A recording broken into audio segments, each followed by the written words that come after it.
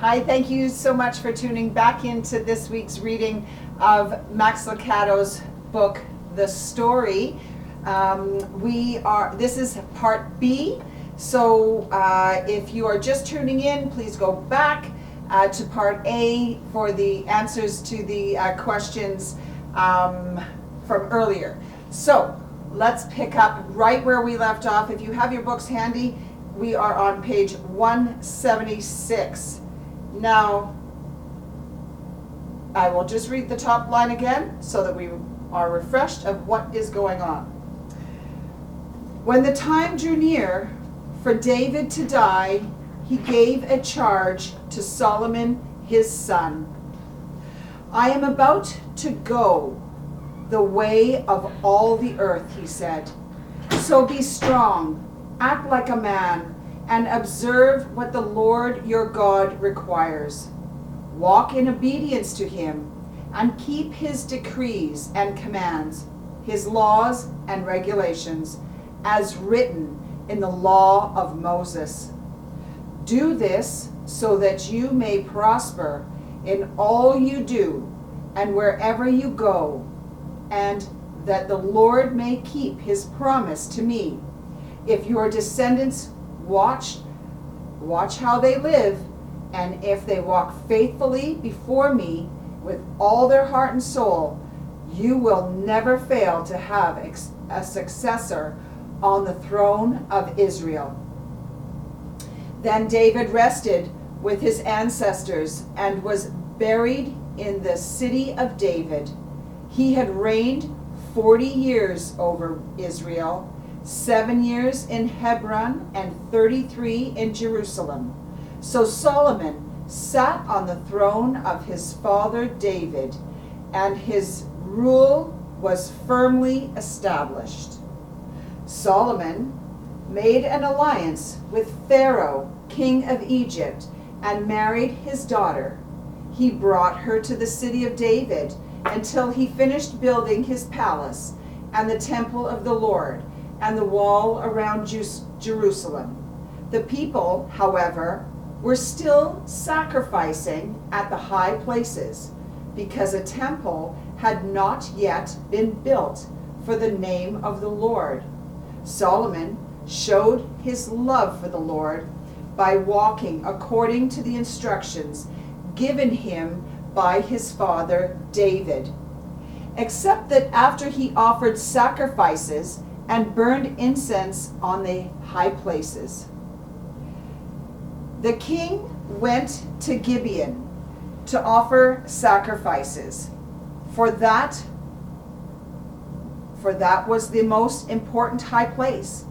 And Solomon offered 1,000 burnt offerings to that altar. At Gibeon, the Lord appeared to Solomon during the night in a dream, and God asked, "Ask for whatever you want me to give you." Solomon answered, "You have shown great kindness to your servant, my father David, because he was faithful to you and righteous and upright in heart. You have continued this great kindness to him and have given him a son to sit on his throne this very day. Now, Lord my God, you have made me your servant king in place of my father David. But I am only a little child and do not know how to carry out my duties. Your servant is here among the people you have chosen, a great people, too numerous to count or number. So give your servant a discerning heart to govern your people and to distinguish between right and wrong. For who is able to govern this great people of yours?" The Lord was pleased that Solomon had asked for this. So God said to him, "Since you have asked for this, and not for a long life or wealth for yourself, nor have you asked for the death of your enemies, but for discernment in administering justice, I will do what you have asked.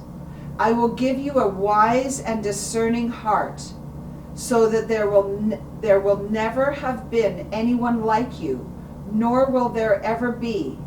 Moreover, I will give you what you have not asked for, both wealth and honor, so that in your lifetime you will have no equal among kings.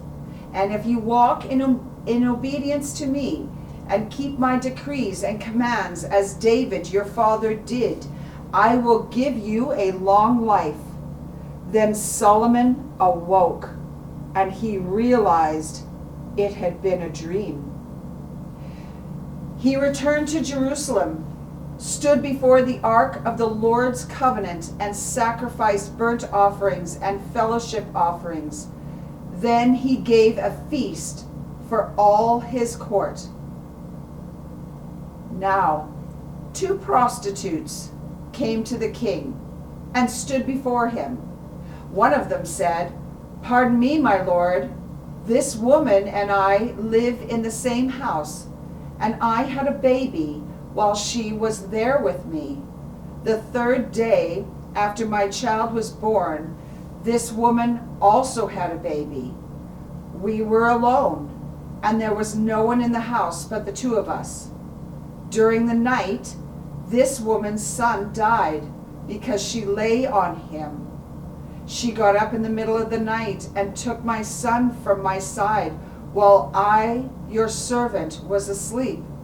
She put him by her breast and put her dead son by my breast. The next morning, I got up to nurse my son, and he was dead.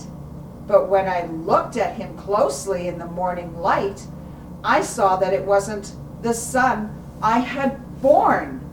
Can you even imagine? And I do want to know if you've ever heard of this story. I know a little bit of, I think I know a little bit of this story, but I didn't know this at all. No, I'm really learning at the same time. So let's keep reading. The other woman said, "No, the living one is my son, the dead one is yours." But the first one insisted, "No, the dead one is yours, the living one is mine." And so they argued before the king. The king said, "This one says, my son is alive and your son is dead, while that one says, no, your son is dead and mine is alive." Then the king said, "Bring me a sword." So they brought a sword for the king. He then gave an order, "Cut the living child in 2 and give half to one and half to the other." The woman whose son was alive was deeply moved out of the love for her son, and said to the king, "Please, my lord, give her the living baby. Don't kill him." But the other said, Neither I nor you shall have him. Cut him in 2. Then the king gave his ruling, "Give the living baby to the first woman. Do not kill him. She is his mother." I love that. I love that. I love that. He knew that's how to find out the truth, who it was, by the reaction of the mother for their child. Amazing. Amazing. But then the king gave his ruling. When all Israel heard the verdict the king had given, they held the king in awe, because they saw that he had wisdom from God to administer justice. The people of Judah and Israel were as numerous as the sand on the seashore. They ate, they drank, and they were happy. And Solomon ruled over all the kingdoms from the Euphrates River to the land of the Philistines, as far as the border of Egypt. These countries brought tribute and were Solomon's subjects all his life. God gave Solomon wisdom and every insight and a breadth of understanding as measureless as the sand on the seashore. Solomon's wisdom was greater than the wisdom of all the people of the East and greater than all the wisdom in Egypt.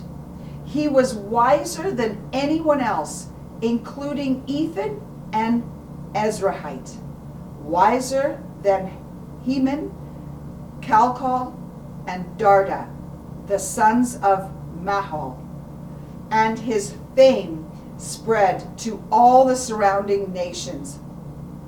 He spoke 3,000 proverbs, and his songs numbered 1,005. He spoke about plant life, from the cedar of Lebanon to the hyssop that grows out of the walls. He also spoke about animals and birds, reptiles and fish. From all nations, people came to listen to Solomon's wisdom, sent by all the kings of the world who had heard of this wisdom. Solomon's name is synonymous with wisdom, in part due to the collection of his sayings contained in the famous book of Proverbs. Touching on many life issues, these catchy copulets offer practical insight into what it means to fear God, to have God-honoring relationships, and how to wisely handle finances, work, and life. I just want to stop there because I really feel the need to say what's on my heart right now is when I have probably said it, so many people have said it, I have 4 children with a set of twins. We would have said at some time, I wish there was a rule book. I wish there was a rule book on how to live. Well, doesn't it just sound like there is?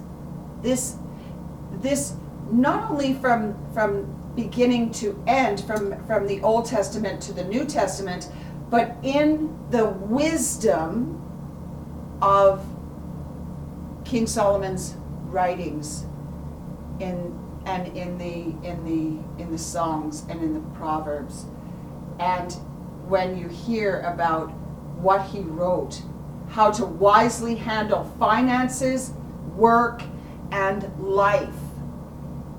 So, when we are feeling stressed and we're struggling and we don't know what to do and things like that, it isn't that we need to look elsewhere. We need to go to the scriptures. We need to read, what does God say about this? What did God put on Solomon's heart? The wisdom, the discernment of life and finances and work. I know what I'm going to be spending a lot of time looking at this week is exactly that, because I find that fascinating. And so there has always been a book that tells us, and it wasn't meant to just be for that day and for that time frame. It doesn't just say that. It says, sent by all the kings of the world, and that it's God-honoring relationships and how to wisely handle finances, work, and life for forever. These scriptures were for forever, for everybody who reads it. That's incredible. So let's keep reading here, and we are on the middle of page 179. It says here, the Proverbs of Solomon, son of David, king of Israel, for gaining wisdom and instruction, for understanding words of insight, for receiving instruction in prudent behavior, doing what is right and just and fair, for giving prudence to those who are simple. The fear of the Lord is the beginning of knowledge, but fools despise wisdom and instruction. My son, if you accept my words and store up my commands within you, turning your ear to wisdom and applying your heart to understanding. Indeed, if you call out for insight and cry out loud for understanding, and if you look for it as for silver and search for it for hidden treasure, then you will understand the fear of the Lord and find the knowledge of God. For the Lord gives wisdom. From his mouth come knowledge and understanding. Wisdom will save you from the ways of wicked men, from men whose words are perverse. My son, do not forget my teaching, but keep my commands in your heart, for they will prolong your life many years and bring you peace and prosperity. Yet let love and faithfulness never leave you. Bind them around your neck. Write them on the tablet of your heart.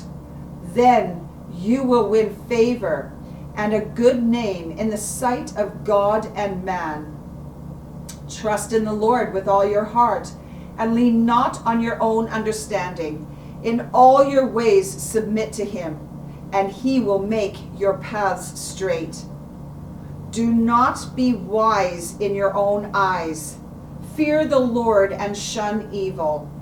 This will bring health to your body and nourishment to your bones. Honor the Lord with your wealth, with the first fruits of your crops. I'm going to read that again, because sometimes we don't. We keep that and we give what's left over. I've studied a lot about that. Let's reread that. Honor the Lord with your wealth, with the first fruits of all your crops. Then your barns will be filled to overflowing, and your vats will brim over with new wine. My son, do not despise the Lord's discipline, and do not resent his rebuke, because the Lord disciplines those he loves, and as a father the son he delights in. Can a man walk on hot coals without his feet being scorched? So is he who sleeps with another man's wife. No one who touches her will go unpunished.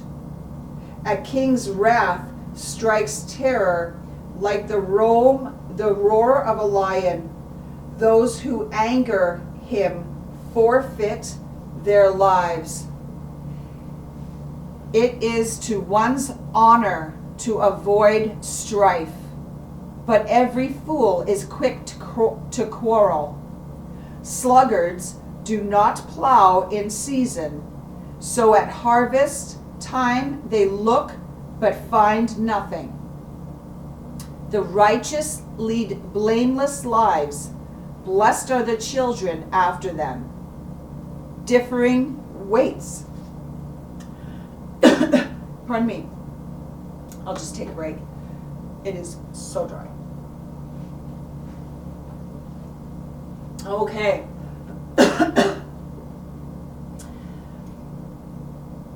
Differing weights and differing measures, the Lord detests them both. Let's read that again.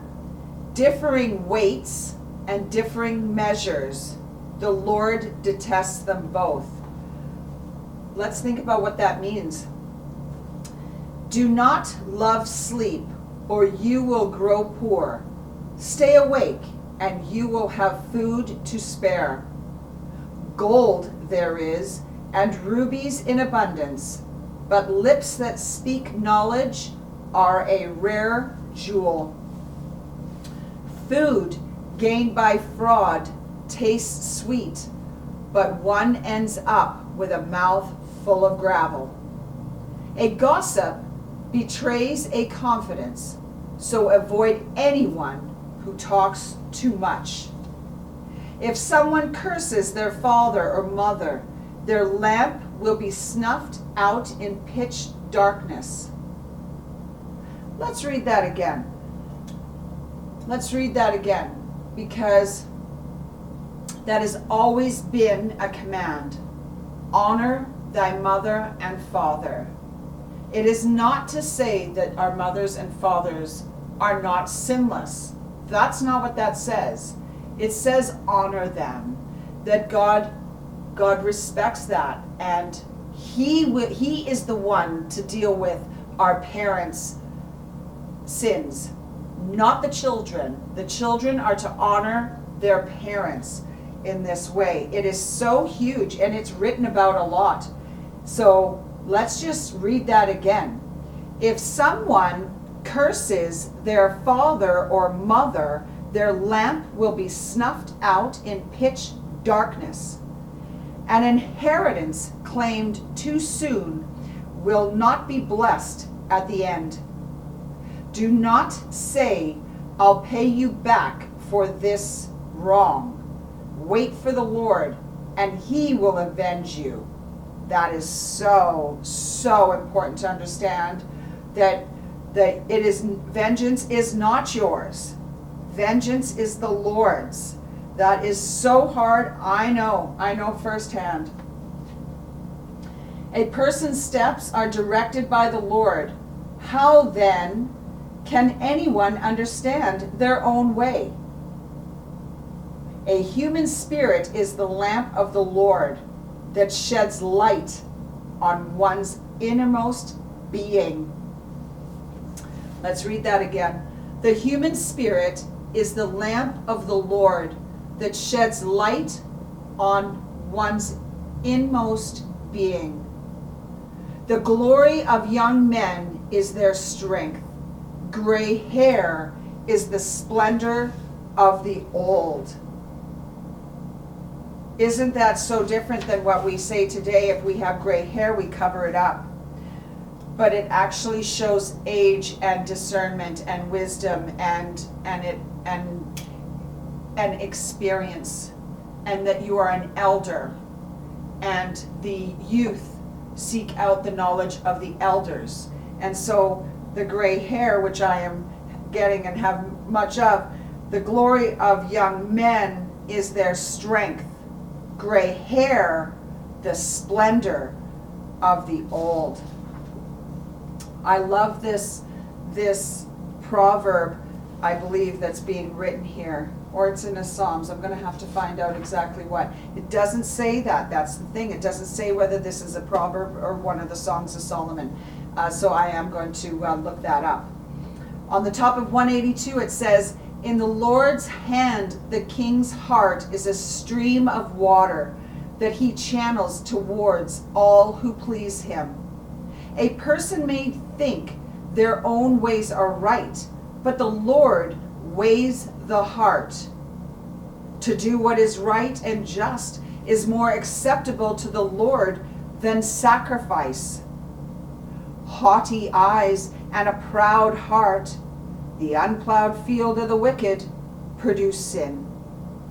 The plans of the diligent lead to profit, as surely as haste leads to poverty. A fortune made by a lying tongue is a fleeting vapor and a deadly snare. The violence of the wicked will drag them away, for they refuse to do what is right. The wicked crave evil. Their neighbors get no mercy from them. Whoever shuts their ears to the cry of the poor will also cry out and not be answered. Let's just read that again. Whoever shuts their ears to the cry of the poor will also cry out and not be answered. A gift given in secret soothes anger, and a bribe concealed in the cloak pacifies great wealth. When justice is done, it brings joy to the righteous, but terror to the evildoers. Whoever loves pleasure will become poor. Whoever loves wine and olive oil will never be rich. Better to live in a desert than with a quarrelsome and nagging wife. In my business, I think I'm just going to read that again. Better to live in a desert than with a quarrelsome and nagging wife. I think we can also put that as spouse, but anyway. The wise store up choice food and olive oil, but fools gulp theirs down. Whoever pursues righteousness and love finds life, prosperity, and honor. Those who guard their mouths and their tongues keep themselves from calamity. The sacrifice of the wicked is detestable. How much more so when brought with evil intent. A false witness will perish, but a careful listener will testify successfully. There is no wisdom, no insight, no plan that can succeed against the Lord. The horse is made ready for the day of battle, but victory rests with the Lord. Wow, that is so much to take in. Please go back and read that, listen to that, look that up. I'm going to look up whether that was one of the Songs of Solomon or whether that was one of the Proverbs. I think it was one of the Proverbs, but I'm not quite entirely certain. And so we'll take a quick break. This is the end of Part B. Come right back and we're going to go with Part C. Thank you.